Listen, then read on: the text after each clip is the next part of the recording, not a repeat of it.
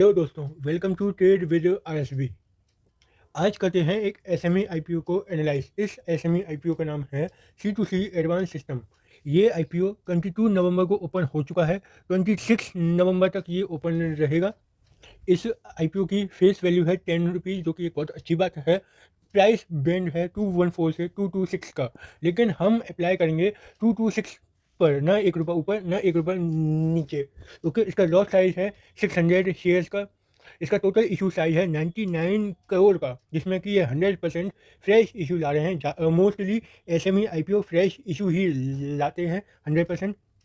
ये एनएसई पर लिस्ट होगा। इस आईपीओ में रिजर्वेशन देते हैं। एचएनआई के लिए 14% कोटा है, रिटेल कैटेगरी के लिए 33% कोटा है। ये एक अच्छी बात है। तो अगर हम अप्लाई करते हैं तो हम रिटेल कैटेगरी में अप्लाई करेंगे, यहाँ चांसेस ज़्यादा हैं। और यहाँ कोई भी लॉक इन पीरियड नहीं है, आप इसको खुलते ही बेच सकते हैं। तो कंपनी के थोड़ी और डेट्स की बात कर लें। अलॉटमेंट आएगा 27 नवंबर को, रिफंड आएगा 28 को ही आपके डिमिट में शेयर आ जाएंगे, और लिस्टिंग है इसकी 29 नवंबर को।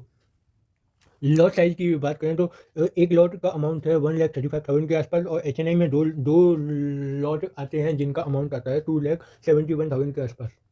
शेयर होल्डिंग पैटर्न की बात करें तो प्रमोटर के पास अभी 56% है, यानी कि आईपीओ आने के बाद ये और नीचे आएगा, जो एक थोड़ा नेगेटिव पॉइंट है इस आईपीओ में। कंपनी के बारे में जानना थोड़ा। कंपनी डिफेंस सेक्टर से रिलेटेड है। 2018 में ये इनकॉर्पोरेट हुई थी। Company defence electronic solution provide करती है, और ये एआई और मशीन लर्निंग का यूज़ करती है डाटा एनालाइज करने के लिए। रियल टाइम डाटा एनालाइज होता है आईआईओटी से। और इस कंपनी को जितनी भी डिफेंस से रिलेटेड स्कीम्स हैं हमारी सरकार की, उसका फ़ायदा मिलता है। जैसे आत्मनिर्भर भारत हो गया, मेक इन इंडिया स्कीम हो गई, इन सारी स्कीम्स का इसको बेनिफिट मिलता है। तो ये एक बहुत अच्छी बात है इसके लिए। कंपनी के फाइनेंशियल की बात करें तो एसेट ग्रोथ इनकी बहुत अच्छी वो है। 900 से 1800 हो गई, 1800 से 85,000 हो गई, और इन्होंने अभी ये 2 क्वार्टर में ही 11,000 की एसेट को ग्रोथ कर ली है, जो कि आने वाले 2 क्वार्टर में डेफिनेटली और इंक्रीज होगी। इनका रेवेन्यू भी अच्छा सिग्निफिकेंटली ग्रो हो रहा है। 35 से 800 हो गया, 800 से 4,000 हो गया, और 4,000 से 4,300 अभी 2 क्वार्टर में ही हो चुका है। इनका पैट देखें तो पहले साल ये कंपनी लॉस में थी, लेकिन 2023 में इसने लॉस से ये प्रॉफिट में आ गए 287 के। फिर 2024 में इसका प्रॉफिट और इंक्रीज हो गया 1,200 का, और इन्होंने अभी तक 2 क्वार्टर में 972 का प्रॉफिट कर लिया है। यानी डेफिनेटली ये आगे इनका प्रॉफिट अच्छा ही रहेगा। अगर हम इसके पैट मार्जिन की बात करें तो ये अराउंड इनका 20 से 22% के आसपास आता है। और इनकी अगर आगे बात करें तो इनका बोरोइंग देखें तो बोरोइंग थोड़ी इंक्रीज हुई है।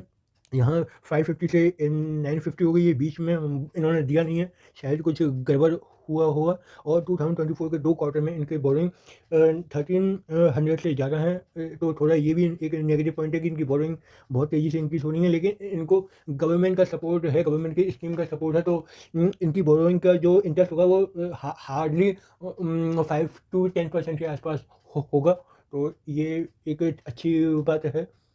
थोड़ी की इंडिकेटर की बात कर लें तो डेब्ट टू इक्विटी इनका बहुत अच्छा है, 0.15 का। पीवी रेशियो 4 के आसपास है, जो कि एसएमई आईपीओ के लिए थोड़ा ज़्यादा है।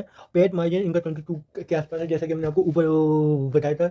ईपीएस की बात कर लें तो ये 11 के आसपास है, जो कि एक अच्छा है। और पी की बात करें तो ये 20 के आसपास है, जो कि ये बहुत ज़्यादा है। तो ये थोड़ा एक नेगेटिव पॉइंट है। तो पी थोड़ा इनका ज़्यादा है, लेकिन आगे देखते हैं कि ये इसको कैसे नीचे लाते हैं।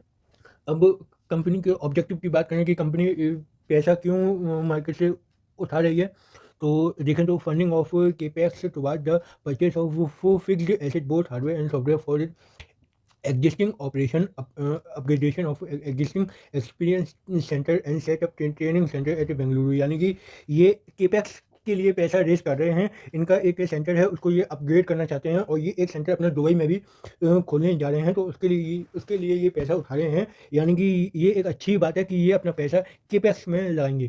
तो आने वाले टाइम में हमें इसमें प्रॉफिट दिखाई दे सकता है। हाँ जी, तो अब आते हैं इसकी फाइनल लाइन पर, जो कि है लिस्टिंग गेन, जिसका आप लोग इंतज़ार कर रहे हैं। अगर मार्केट यहीं रहता है अराउंड 23,000 के आसपास, तो मैं इसमें 50 टू 70% लिस्टिंग गेन एक्सपेक्ट कर रहा हूँ। अगर मार्केट 24,500 के ऊपर अगर क्लोज देता है, तो उसमें मैं 80 से 90% लिस्टिंग गेन एक्सपेक्ट कर रहा हूँ। और अगर कोई इसको लॉन्ग टर्म के लिए होल्ड करना चाहता है, तो उसको होल्ड भी कर सकता है, क्योंकि डिफेंस सेक्टर से रिलेटेड कंपनी है। डेफिनेटली ये आने वाले टाइम में पैसा बनाकर ही देगी, तो आप लोग इसको लॉन्ग टर्म के लिए भी होल्ड कर सकते हैं। तो आई होप आपको ये एनालिसिस अच्छी लगी होगी, और आप लोग कमेंट में ज़रूर बताएं कि और मैं आगे किस टॉपिक पर वीडियो बनाऊं। तो थैंक यू। Okay, bye.